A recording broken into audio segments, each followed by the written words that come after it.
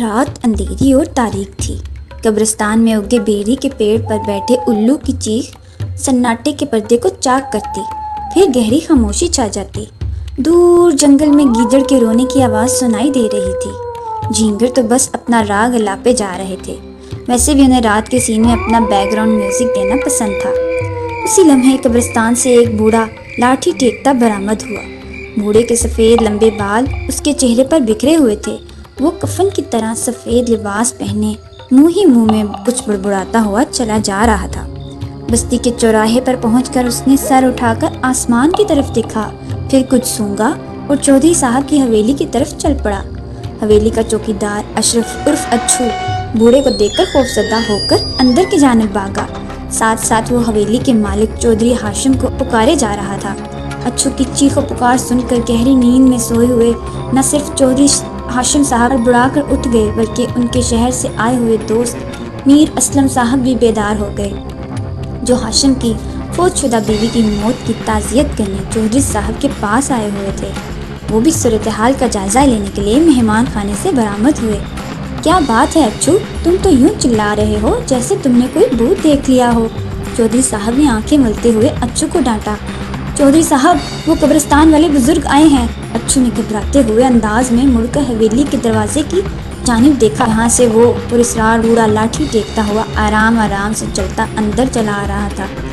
اسے دیکھ کر چودھری صاحب بھی گھبرا گئے۔ بوڑھے شخص نے سرخ آنکھوں سے ارد گرد کا جائزہ لیا، پھر اس کی آنکھیں چودھری صاحب سے ہوتی ہوئی ان کے مہمان میر صاحب پر ٹک گئیں، جو دلچسپی سے بابا جی کو دیکھتے ہوئے معاملے کو سمجھنے کی کوشش کر رہے تھے۔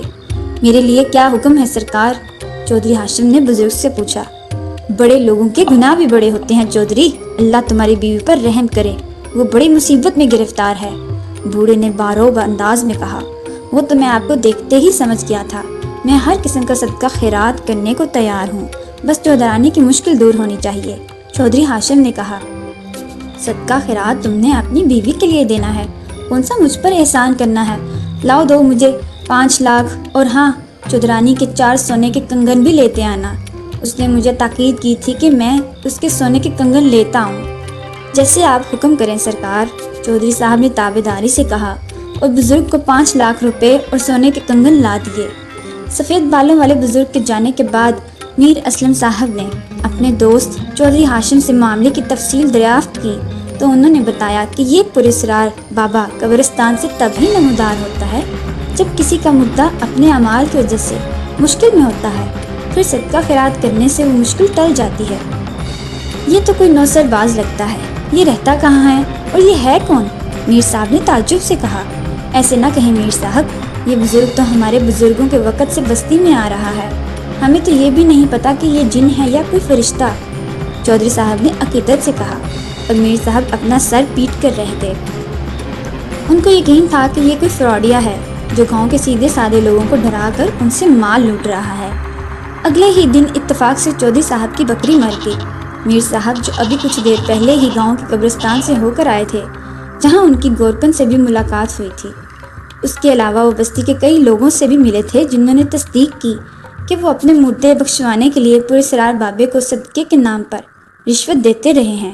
میر صاحب نے چودھری صاحب کو مجبور کیا کہ مسجد میں اعلان کروایا جائے کہ چودھری صاحب کے جگر کا ٹکڑا وفات پا گیا ہے، اور بکری کو کفن میں لپیٹ کر دفنا دیا گیا۔ گاؤں میں کسی کی جرت نہیں تھی کہ وہ چودھری صاحب سے پوچھے کہ ان کے جگر کے ٹکڑے سے ان کی کون سی اولاد مراد ہے۔ حسب توقع 2-3 دن بعد رات کے وقت وہی پراسرار بابا حویلی کے دروازے پر نمودار ہوا، اور قبر میں چودھری صاحب کے جگر کے ٹکڑے کی سخت مصیبت نے گرفتار ہونے کی نوید سنائی۔ بابے کی یہ بات کہتے ہی چودھری ہاشم کو پتہ چل گیا کہ یہ بابا فراڈ ہے، اور میر صاحب کے منہ سے بے اختیار ایک کہکا بہا کہ بابا کچھ مزید کہتا، میر صاحب اس پر جھپٹ پڑے اور اس کی سفید بالوں کی وگ اور نقلی داڑھی اتار دی، جس کے نیچے سے قبرستان کا گورکن برآمد ہوا، جس نے تھوڑی سی مار کھانے کے بعد بتایا کہ اس کے باپ دادا قبریں کھودنے کے علاوہ بستی کے سادے لوگوں کو لوٹنے کا فن بھی اسے سونپ گئے ہیں، یعنی وہ بھی اپنے وقت میں لوگوں سے یہ فراڈ کرتے تھے۔